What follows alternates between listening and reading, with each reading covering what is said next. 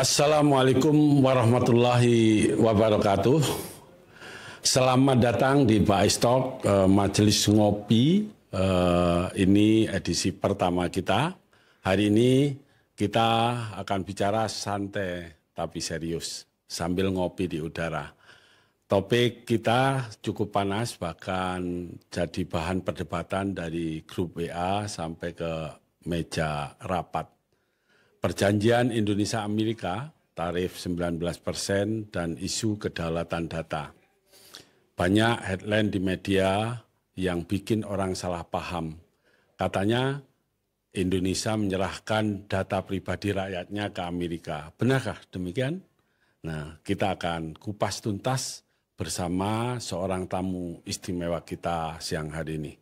Beliau ini bukan sekedar penggiat digital, beliau praktisi IT, penulis, dan penggerak ekonomi digital berbasis koperasi.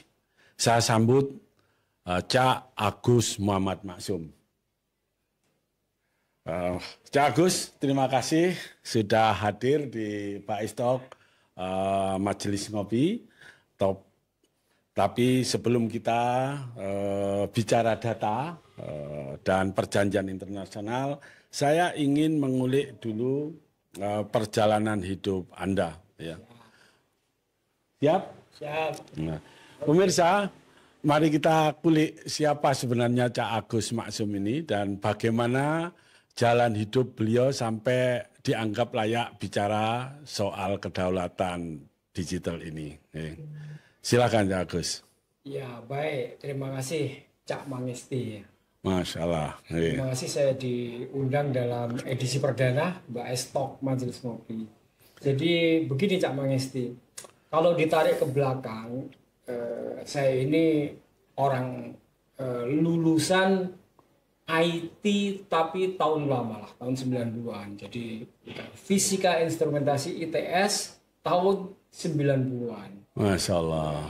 Jadi saat itu Cak Mangesti ya, komputer itu masih dianggap barang mahal. Waktu itu komputer itu masih PC, mungkin kita masih ingat 8088, itulah kalau kita menyebut PC itu.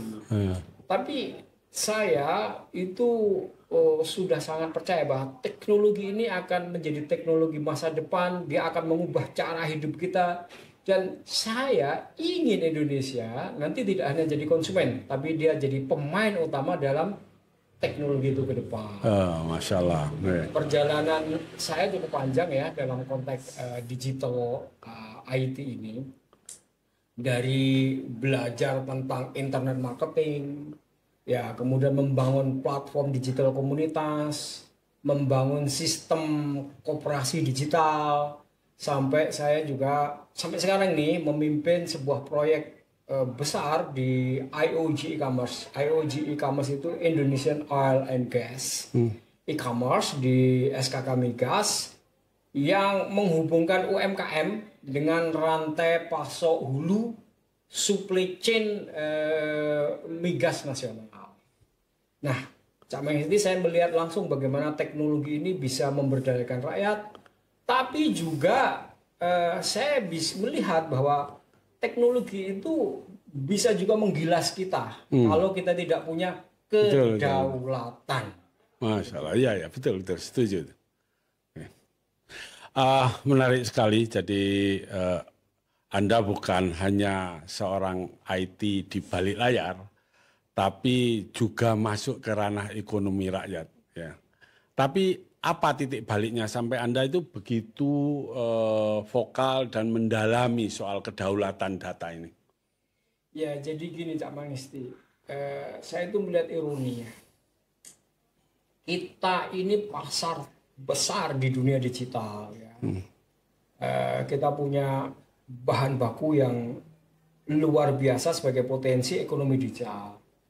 Tapi saya merasakan potensi itu ya, data-data itu baik data pribadi, data pasar itu mengalir saja keluar, dimanfaatkan oleh pasar-pasar yang di luar. Kita hanya benar-benar menjadi pengguna. Ya seperti saya kira Cak Mangesti, saya dan juga para pendengar semua itu hanya menjadi pengguna Facebook, pengguna Google, pengguna Gmail. Kita punya akun di situ. Kita pengguna WhatsApp, pengguna TikTok. TikTok ini dari ranah lain timur. Kalau Facebook, Gmail itu dari dunia barat. Kita semua ini klik agree ketika kita mendaftarkan akun itu, dan kita tidak sadar ketika kita agree data itu sebenarnya data kita itu terkirim dan dimanage oleh perusahaan-perusahaan itu tadi ya, Facebook, Gmail, WhatsApp, Meta, dan itu semuanya adalah perusahaan yang berbasis di Amerika. Dan ya data kita itu sudah ada di sana lama. Cak Mangesti dan para pemirsa sekalian, saya pernah melihat data pengguna Facebook Indonesia itu lebih dari 200 juta. Dan itu semua data diambil, dikolek, dikelola oleh Facebook. Perusahaan Amerika, di server Amerika, di data center Amerika. Nah, lalu sekarang ini ada perjanjian ya antara Indonesia dan Amerika. Lalu tiba-tiba headline itu heboh, seolah-olah kemudian atas perjanjian baru itu antara Indonesia dan Amerika, atau orang menyebutnya perjanjian antara Donald Trump dan Prabowo itu, seolah-olah Indonesia setelah perjanjian itu akan menyerahkan data yang dikelola oleh pemerintah Indonesia, yang saya kira data itu kita tahu dikelola oleh Dukcapil, ada juga yang dikelola oleh BPS RI dan lembaga-lembaga lain. Seolah-olah dengan perjanjian itu akan diserahkan ke Amerika. Nah, itu yang menurut saya ada kesalahpahaman fatal tentang hal ini. Oh, masalah. Padahal sebenarnya kita sendiri yang ngisi data secara sukarela ya. Ya, jadi sebenarnya data pribadi itu adalah data-data yang itu tadi sudah dikelola oleh perusahaan mereka di Amerika, bukan kemudian ada Dukcapil dikirim ke sana, BSRI yang menjadi bagian dari domain pengelolaan data warga negara oleh pemerintah Indonesia terus dikirim ke sana, bukan. Ini saya melihat ada banyak sekali headline kesalahan seolah-olah setelah perjanjian itu pemerintah Indonesia harus mengirim itu. Padahal data itu sudah ada di Facebook, ada di WhatsApp, ada di Google, ada di mana-mana, dan kita secara sukarela ya sudah mengisi karena kita dapat manfaat itu. Oke, jadi pengalaman panjang itulah yang membuat Cak Agus paham dua hal, yaitu satu, teknologi itu kekuatan, dan dua, kekuatan itu harus diatur supaya berpihak pada rakyat. Ya, nah Cak Agus, banyak orang ingin tahu apa isi perjanjian ini sebenarnya. Apakah benar pemerintah kita itu menyerahkan database Dukcapil ke Washington?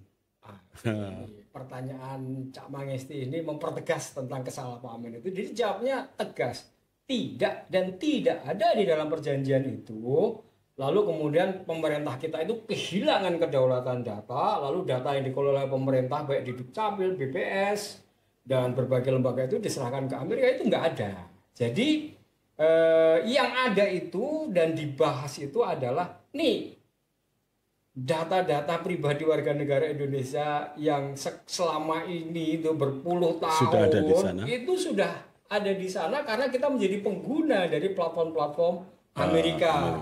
Misalnya pengguna Facebook, pengguna WhatsApp, macam-macam lainnya, Google, Instagram, Google, dan kemudian pengguna platform-platform yang menggunakan data center atau cloud service yang berbasis di Amerika, ya misalnya AWS dan lain sebagainya. Itulah yang dibahas dan itulah yang diperjanjikan. Bagaimana kemudian data-data yang sudah ada di situ ini payung hukum. Aman, tidak digunakan untuk kepentingan lain. Jadi ada kesalahpahaman seolah-olah kata ini di dalam perjanjian itu ada kata gini, recognition of the United States as a jurisdiction that provides adequate data protection under Indonesian law. Nah, di sini ada Indonesian law, atau artinya gini, data itu ya sebelumnya tidak ada ikatan, tidak ada payung hukum, tidak ada aturan. Nah, dengan perjanjian ini antara pemerintah Indonesia dan pemerintah Amerika menegaskan bahwa pengelolaan data itu walaupun selama ini sudah ada di dalam pengelolaan corporate Amerika itu harus tetap berada G2G ya, antara Amerika dan Indonesia. Indonesia menyatakan, oh iya, Amerika itu adalah sebuah negara yang memiliki undang-undang seperti kita miliki, yaitu perlindungan data pribadi. Yes. Dan kita mengakui, oh oke, kalau gitu Amerika itu memiliki perlindungan data pribadi, dan oleh karena itu kita lakukan perjanjian, tolong data-data yang dikelola oleh perusahaan Amerika itu berada dalam sebuah payung hukum di mana Amerika dan segala macam pengelola data itu tunduk kepada, ini tadi kalimatnya, kepada under Indonesian law. Jadi sekarang dengan perjanjian ini justru data yang selama ini sudah berada di sana, dulunya nggak pernah ada kejelasan ini, ya. Nah, sekarang ada kejelasannya. Nggak bisa sembarangan kamu menggunakan data itu. Mereka memasukkan data itu kan sesuai dengan perjanjian yang ada di dalam ketika menggunakan aplikasi itu. Nah, itu harus ditaati, dan sekarang antara Indonesia dan Amerika punya payung hukum. Jadi sebenarnya kita malah punya perlindungan payung hukum. Justru lebih aman ya. Iya. Kalau yang dulu kita ini hanya data itu memang sudah kita setujui dikelola oleh perusahaan yang dimana kita gunakan. Iya. Facebook, kemudian WhatsApp dan yang lain-lainnya lah ya.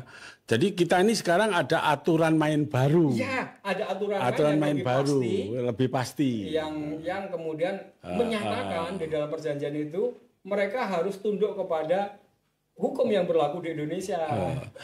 Meskipun Anda, Cak Agus, pernah bicara bahwa tapi kita tetap harus waspada, terutama karena ada hukum Amerika seperti visa, FISA, bukan visa ini ya, dan Cloud Act.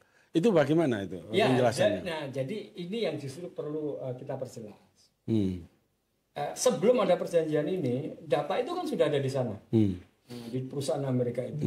Di Amerika itu ada yang tadi Cak Mang disebut visa dan Cloud Act. Itu adalah undang-undang di Amerika di mana pemerintah Amerika itu dalam kasus-kasus tertentu, misalnya kasus keamanan atau kasus hukum, itu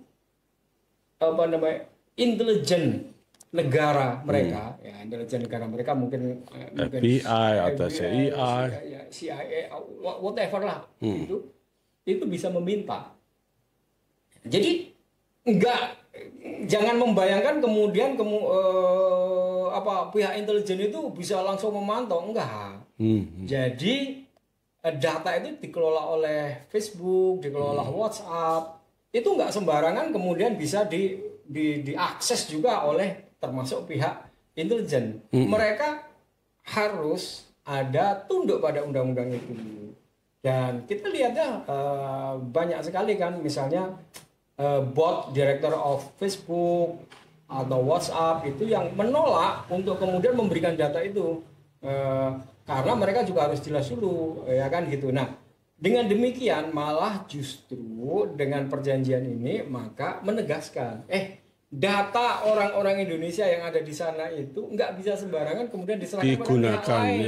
Digunakan untuk keperluan selain. Karena kalau memang ada pihak intelijen Amerika atau pihak lain mau menggunakan, itu harus kembali kepada tadi payung hukum bahwa data itu ada perlindungan data pribadinya kan gitu. Jadi justru begini, sebelum perjanjian itu bisa dilakukan oleh mereka, tapi setelah ada perjanjian menjadi jelas bahwa untuk melakukan itu harus tunduk kepada perlindungan data pribadi. Jadi begitu.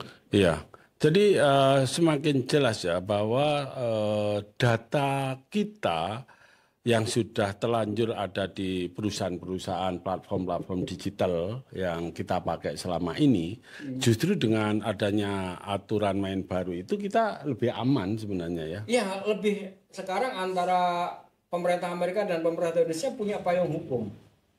Payung hukumnya itu pernyataannya jelas, Indonesia mengakui, oh ya Amerika itu punya undang-undang perlindungan data.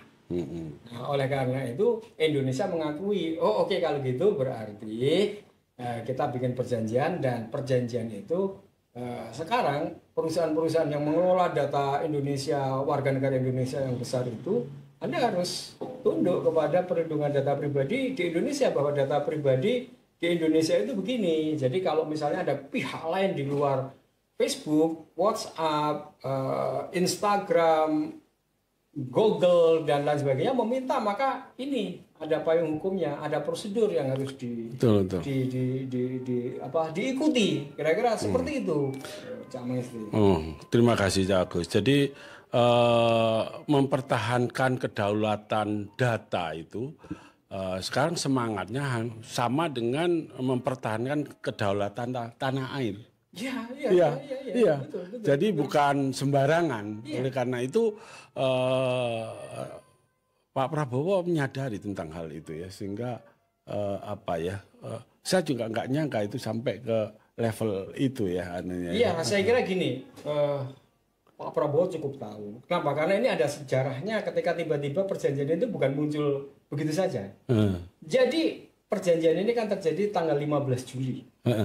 Sebelumnya itu sudah ada surat dari Presiden Donald Trump dari Gedung Putih tanggal 7 Juli. Oh, tanggal 7 Juli? Iya, sudah. Tanggal 7 Juli itu Presiden Donald Trump sudah mengirim surat kepada Presiden Indonesia. Intinya Amerika itu memberitahukan, kami ini loh berdagang dengan Anda itu defisit. Iya kan? Anda itu surplus, jadi kami ini kalah. Oleh karena itu kami akan memberikan hukuman tarif 32% kepada Anda tanggal 1 Agustus. Nah, oleh karena itu tanggal 7 Juli. 7 Juli dan di antara sekian banyak hal yang perlu kemudian dia address itu adalah defisit perdagangan, termasuk mekanisme transfer data ini dan lain sebagainya. Nah, Presiden Prabowo tentu saja ingin mempertahankan, kalau 32% mulai tanggal 1 Agustus, maka banyak produk-produk kita yang kita kirim ke Amerika menjadi tidak kompetitif, dan itu bisa membuat pabrik-pabrik kita kolaps. Dan oleh karena itu kan kemudian mereka mempelajari itu. Tentu saja Pak Prabowo punya staf, punya menteri, punya banyak ahli, dan tentu saja Pak Prabowo tahu, karena pasti kemudian ini soal data ini menjadi bagian dari penting, bagian yang cukup penting, dan kemudian saya kira Pak Prabowo cukup paham, cukup mengerti, cukup cerdas lah gitu. Ya, luar biasa itu sebenarnya. Dan Indonesia itu menurut saya berhasil dari 32 kemudian nego bisa sampai 19. Itu artinya 19 itu artinya lebih rendah dari negara-negara pesaing kita. Kalau saya kan eksportir ikan ya. Vietnam itu 20% ya biaya masuknya. Kemudian Malaysia 35 ya. 25 sorry. Kemudian kita 19 ya. Artinya kita itu punya daya saing masih luar biasa. Tetapi ini banyak di teman-teman di warung kopi maupun di grup-grup WA itu kayaknya ya memahaminya itu kurang tepat ya, kalau dikatakan tidak salah itu kurang tepat. Kok iso harusnya kan dibalas 19% juga gitu kan. Nah, ini dianggap bahwa biaya masuk itu ya kayak matematika, kamu tak songolas ya wis, harusnya ya kita 19. Padahal kan biaya masuk itu sebenarnya kan alat untuk melindungi produk kita. Ya, perang tarif itu sebenarnya penetapan tarif maksud saya itu adalah untuk melindungi produk kita. Nah, sementara kita ini kan di Amerika selain produk peralatan industri ya di pertanian, tapi produk-produk pertanian seperti kedelai ya. Kedelai kita kan memang kurang secara kenyataan itu. 80% kita itu import gitu kan. 90%, Bang. Ya, berapa? 90%. 90%. Apalagi 90% ya. Jadi kalau 0% itu kan luar biasa. Justru kita terbantu. Kalau dibuat 19%, ibu-ibu kita yang berteriak tempe dan tahunya mahal ya. Perusahaan kecap juga menjerit juga ya. Nah, ini yang disalahpahami. Kemudian gandum meskipun paling banyak dari Australia, tapi kita ini import gandum dari Amerika per tahun masih 1 juta ton. Wah, luar biasa. Lu kalau itu diberi biaya masuk 19% lah, kita ini kan belinya lebih mahal. Roti-roti jadi mahal ya. Roti-roti lebih mahal, goreng pisang kesukaan saya jadi lebih mahal lagi. Nah ini perlu Mas Agus itu Cak Agus perlu Anda jelaskan biar apa ya kita lebih paham lagi dengan contoh-contoh yang itu. Iya. Jadi saya melihat ada kesalahpahaman tentang tarif 19% dan 0%. Loh, kalau kita dikenai tarif 19%, kenapa produk Amerika 0%? Kan harusnya 19 ya 19, 0 ya 0. Ini cara berpikirnya mungkin matematis ya tidak memahami konteks perdagangan. Yes. Kan gitu. 19% itu udah bagus, itu the best deal. Kalau dibandingkan dengan negara-negara lain. Misalnya nih sama Vietnam. Kita ini kan bersaing dengan Vietnam di pasar Amerika itu kopi. Ya, kopi kita kan, ya kita tahu kan banyak kawan-kawan kita yang menjadi eksporter kopi ke Amerika. Starbucks Amerika itu mulai dari ujung sana di 50 negara bagian itu kan yang suplai kan ekspor kan kawan kita dari sini. Nah, itu kalau kemudian dikirim ke Amerika kena 19%, saingan kita kan Vietnam. Vietnam produknya kan juga kopi. Yes. Kemudian dia dikirim ke Amerika, dia kena 20%, maka sebenarnya 19% itu yang membayarkan rakyat Amerika. Iyalah. Ya, iya sama kan? dengan dia. Jadi dengan demikian 19% itu dibayar oleh rakyat konsumen. Amerika dan dengan demikian maka kopi Indonesia itu lebih murah dari kopi Vietnam. Iya, jadi kawan kita yang eksporter kopi Amerika happy. Iya. Happy. Kenapa? Harga kopi di pasar Amerika di konsumen Amerika menjadi lebih rendah dibandingkan dengan Vietnam, Brazil, mantap. Dan negara-negara lain. Iya kan? Itu the best deal. Nah, lalu kemudian kenapa nggak kita balas juga 19%? Ya, seperti Cak Mangis tadi jelaskan loh. Kalau misalnya produk Amerika itu dikirim ke kita, misalnya ke kedelai tadi, kita balas 19%, itu yang bayar siapa? Ya, jangan dikira itu pemerintah Amerika, enggak. Jadi itu tarif kita membeli lebih mahal 19%. Jadi kemudian berarti produk kedelai itu harganya kita naikkan 19%. Dan itu berarti rakyat kita yang bayar. Nah, sementara kita itu kan nggak punya kecukupan produk kedelai.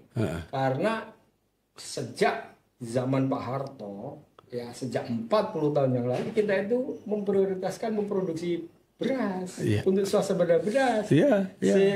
Dan di Indonesia ini, Cak Mangisti dan saya kira rakyat di desa tahu, petani beras sama petani kedelai itu orangnya sama, hanya sama. Iya, jadi saya ini kalau sudah ditanami kedelai nggak bisa nanam padi. Nah, sejak 40 tahun yang lalu itu kita punya kebijakan prioritas produksi beras.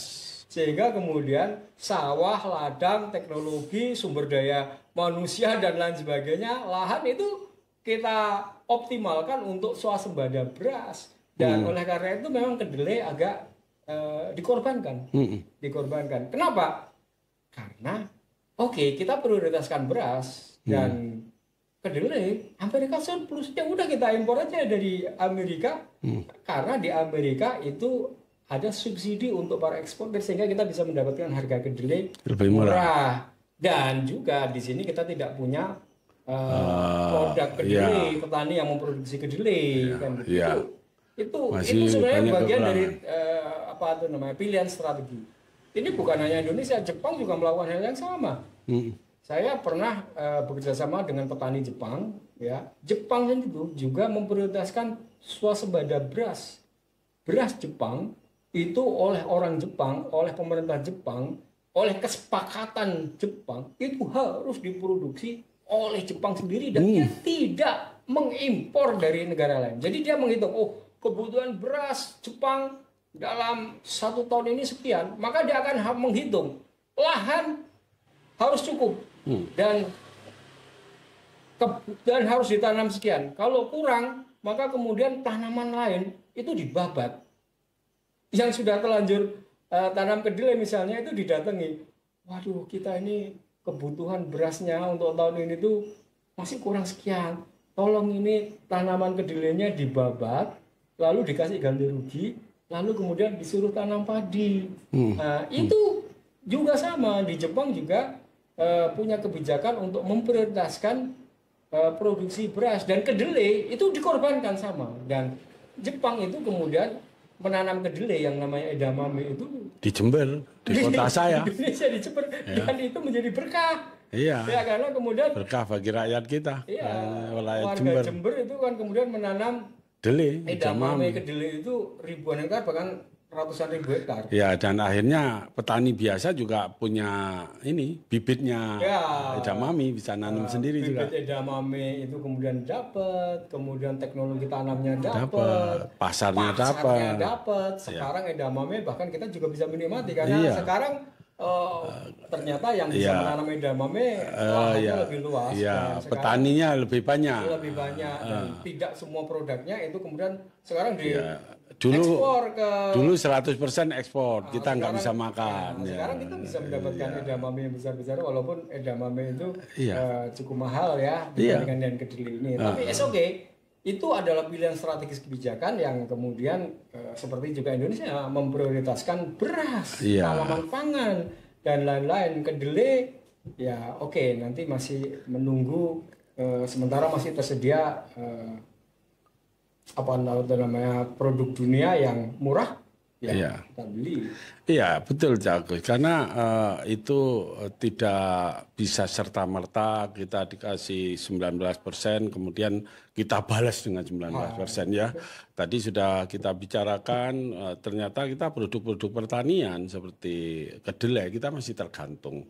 Harus import ya, gandum juga harus import ya, juga sebagian selain Australia, Kanada juga di Amerika.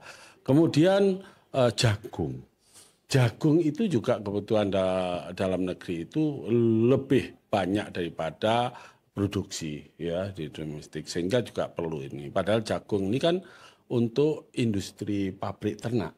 Ya, pabrik ternak macam-macam ya, makanan juga. Tapi yang paling banyak ini kan untuk minyak jagung, untuk ini. Nah, itu semuanya jagung. Nah, kemudian kalau itu dikasih 19%, maka harga pakan ternak itu juga naik. Nah, berarti ayam yang dikasih makan ternak itu juga naik.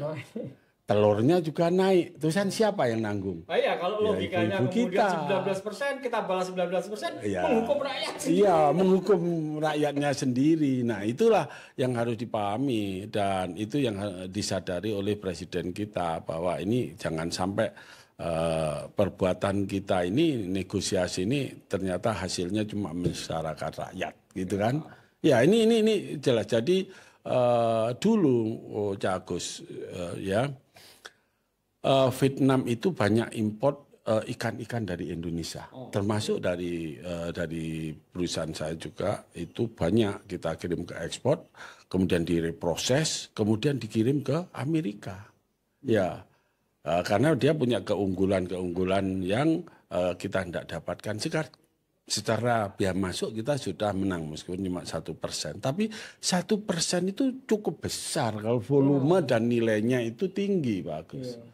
Ya, karena yang dia beli dari kita itu oktopus itu harganya juga cukup mahal. Kemudian dia proses, dia kirim ke Eropa, ke Amerika kan.